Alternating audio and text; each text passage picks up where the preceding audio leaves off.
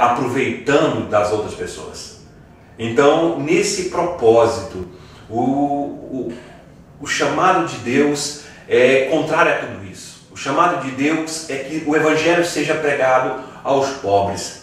João Batista, quando perguntou a Jesus se és tu que haveria de vir ou esperaremos outro, os discípulos de João Batista chegou para Jesus e disse dessa forma: és tu que haveria de vir ou esperaremos outro? Respondei a João Batista: os cegos veem, os coxos andam, os leprosos são purificados, e aos pobres é pregado o reino de Deus. Então o Evangelho, a palavra do Senhor, ela é dada aos pobres. Aos ricos tem uma condição muito forte para eles, para que se eles querem obter o caminho da porta estreita, o caminho da salvação, ele tem que renunciar ao seu dinheiro, aos seus tesouros, porque ele tem que arrancar o seu coração do dinheiro, de coisas corruptíveis, e colocar diante de coisas incorruptíveis.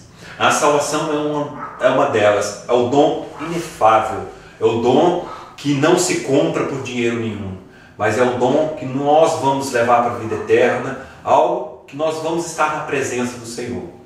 E nesse propósito nós viemos para cá, de anunciar o Evangelho a toda criatura, para que ela se arrependa dos seus maus caminhos, pobres, ricos, bons, de todas as formas, de todas as características, sem distinção, sem discriminação, levando o Evangelho a toda criatura. E nesse propósito, e confrontamos diretamente um obstáculo muito grande.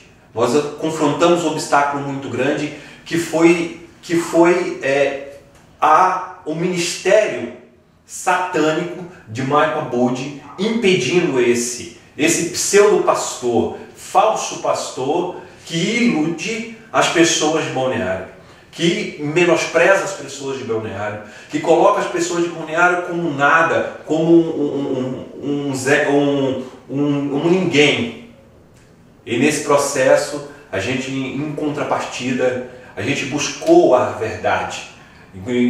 Inclusive que, com o apoio do Ministério Verdade Bíblica, nós fomos a todos os pontos tentando mostrar às pessoas e elucidar os fatos. Diante disso, nós fomos na Receita Federal. Mostramos, através de uma adenda número 1, que está postado no site igrejabatistabc.com.br, que as fraudes, os vícios que estavam lá, desde as atas, os editais de convocação, de todos os atos que ele fazia, só querendo ganhar dinheiro, só querendo ganhar lotes, ganhar terrenos, ganhar apartamentos, doações e vender com destino a sustentar a mansão na Avenida Atlântida, a mansão na Praia Brava e entre outras espalhadas por aí. Então ele simplesmente vê, o interesse dele é só dinheiro, ele não se importa com as pessoas, com o objeto principal que o Senhor, o objeto do seu amor é as pessoas, e ele não se importa. E nisso nós levamos na Receita Federal as atas, todas as coisas erradas, falsas, fraudulentas que ele havia feito.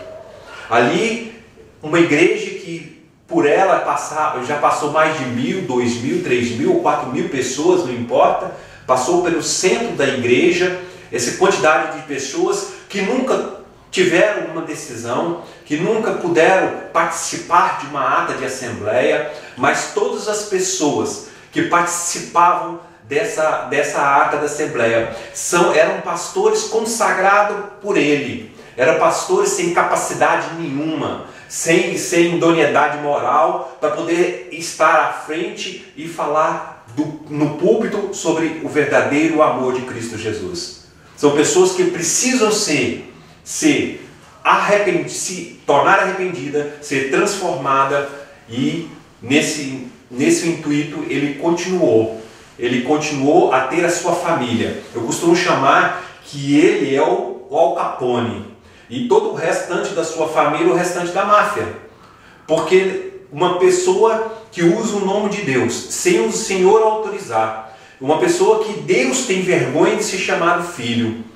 Então, nesse propósito, uma pessoa que dentro do seu coração só emana o orgulho, a vaidade, o egocentrismo.